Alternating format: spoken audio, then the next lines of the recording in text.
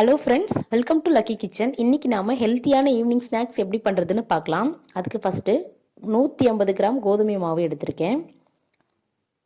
1/4 tablespoon salt, 1 table spoon sugar எடுத்திருக்கேன். கொஞ்சம் போல் oil add பண்ணிக்கோங்க. தேவையான அளவு தண்ணி கொஞ்சம் கொஞ்சமாக ஆட் பண்ணி சப்பாத்தி மாவு பதத்துக்கு நம்ம இதை பிசைஞ்சு எடுத்துக்கலாம்.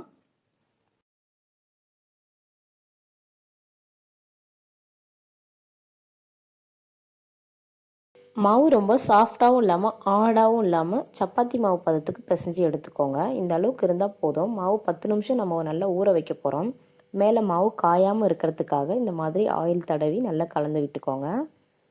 ஒரு மூடி போட்டு மூடிக்கலாம். 10 நிமிஷம் நல்லா ஊறட்டும். அதுக்குள்ளே நம்ம ஸ்டஃபிங் ரெடி பண்ணிக்கலாம். ஸ்டஃபிங் எப்படி ரெடி பண்ணுறதுன்னு பார்க்கலாம். இந்த மாதிரி ஒரு பெரிய உருளைக்கிழங்கு நல்லா வேக வச்சு எடுத்து வச்சுருக்கேன். நல்லா மசிச்சு விட்டுக்கோங்க. இது கூட உங்களுக்கு விருப்பமான எந்த வெஜிடபிள் வேணாலும் ஆட் பண்ணிக்கோங்க. ஒரு பெரிய வெங்காயம் குட்டி குட்டியாக கட் பண்ணி ஆட் பண்ணியிருக்கேன். இது கூட நான் கேரட் பீன்ஸ் குட்டி குட்டியாக கட் பண்ணி ஆட் பண்ணிக்கிறேன். 2 பச்சை மிளகா, புதினா, கருவேப்பிலை, கொத்தமல்லி, இஞ்சி பூண்டு பேஸ்ட் 1 டேபிள் ஸ்பூன் இது கூடவே ஆட் பண்ணிக்கலாம். தேவையான மசாலா ஆட் பண்ணிக்கலாம். 1/2 tablespoon red chilli powder, 1/4 tablespoon salt, உங்களுக்கு சுவைக்கு தேவையான அளவு நீங்கள் சால்ட் ஆட் பண்ணிக்கோங்க. Garam masala 1/4 tablespoon. இது கூட நான் 1/2 tablespoon chaat masala add பண்ணுறேன். புளிப்பு சுவைக்காக தான் இதை ஆட் பண்ணுறோம். உங்கள்கிட்ட சாட் மசாலா இல்லை அப்படின்னா 1 tablespoon lemon juice add பண்ணி நல்லா கலந்து விட்டுக்கோங்க. ஸ்டஃபிங் மசாலா ரெடி ஆகிடுச்சு. மாவு எப்படி ரெடி பண்ணுறதுன்னு பார்க்கலாம்.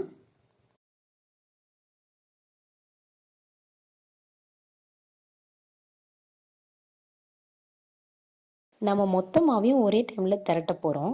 இந்த மாதிரி ஃப்ளாட்டாக இருக்கிற பிளேஸ் சூஸ் பண்ணிக்கோங்க. மொத்த மாவையும் எடுத்து இந்த மாதிரி நல்லா திரட்டிக்கோங்க.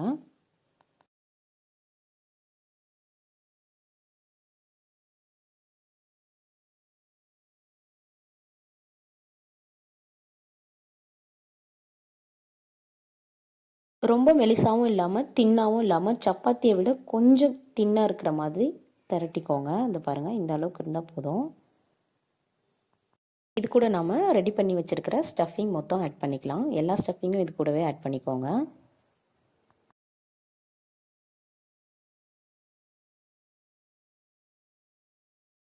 இந்த மாதிரி 1 இன்ச்சு ஸ்பேஸ் இருக்கிற மாதிரி ஸ்டஃபிங் எல்லாத்தையும் வச்சுக்கோங்க. இதை எப்படி ரோல் பண்ணுறதுன்னு பார்க்கலாம். பொறுமையாக இந்த மாதிரி ரோல் பண்ணிக்கோங்க.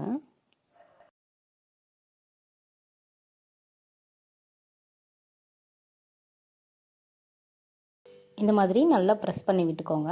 2 சைட் கார்னரும் இந்த மாதிரி நல்லா மடித்து விட்டுக்கோங்க. அப்போ தான் ஸ்டஃபிங் வெளியில் வராமல் இருக்கும்.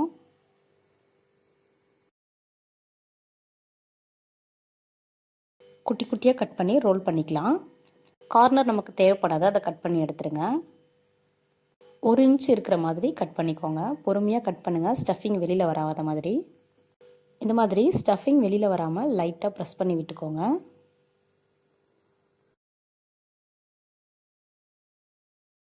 எல்லாமே அதே மாதிரி கட் பண்ணி ரோல் பண்ணி வச்சுக்கோங்க. ரொம்பவே ஈஸி தான். ஸ்டஃபிங் வெளியில் வராமல் பொறுமையாக பண்ணிக்கோங்க. இந்த மாதிரி லைட்டாக ப்ரெஸ் பண்ணி விட்டுக்கோங்க. 3 லேயர்ஸ் வரும் பாருங்கள். சாப்பிடும்போது ரொம்ப கிறிஸ்பியாக இருக்கும்.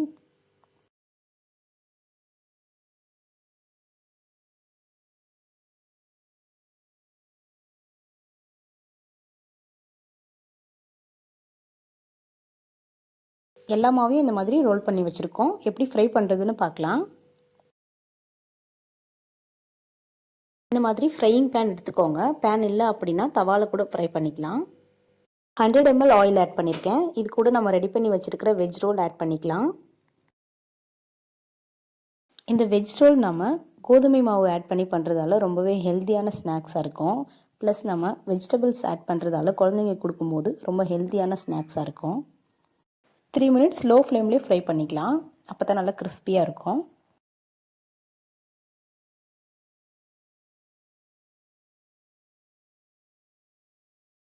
த்ரீ மினிட்ஸ் ஆயிடுச்சு. எல்லாத்தையும் இந்த மாதிரி திருப்பி போட்டுக்கலாம்.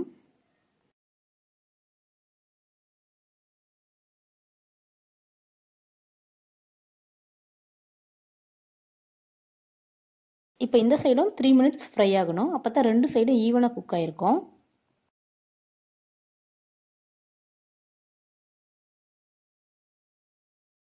த்ரீ மினிட்ஸ் ஆகிடுச்சு. பாருங்கள், நல்லா கிறிஸ்பியாக இருக்குது. 2 சைடும் ஈவனாக குக் ஆகிருக்கு. இந்த ரெசிபியை நம்ம மைதாலையும் ட்ரை பண்ணலாம். பேக்கரியில் கிடைக்கிற வெஜ் பப்ஸ் மாதிரியே இருக்கும். மைதாவில் பண்ணிங்க அப்படின்னா, கோதுமையில் பண்ணுறதால கொஞ்சம் சாஃப்டாக தான் இருக்கும். அந்தளவுக்கு கிறிஸ்பினஸ் இருக்காது. எல்லாமே நல்லா கிறிஸ்பியாக ஃப்ரை ஆகிருக்கு. இது நம்ம பிளேட்டுக்கு ட்ரான்ஸ்ஃபர் பண்ணிக்கலாம். ரொம்பவே டேஸ்ட்டாக ஹெல்த்தியான ஈவினிங் ஸ்நாக்ஸ் ரெடி ஆகிடுச்சு. இதே அளவுகளோட கண்டிப்பாக நீங்களும் ட்ரை பண்ணி பாருங்கள். எப்படி இருந்ததுன்னு எனக்கு கமெண்ட் பண்ணுங்கள். இந்த வீடியோ உங்களுக்கு பிடிச்சிருந்தா லைக் பண்ணுங்கள். இதே மாதிரி வீடியோஸ் தொடர்ந்து பார்க்கணுன்னா நம்ம சேனலை சப்ஸ்கிரைப் பண்ணுங்கள். Thank you friends.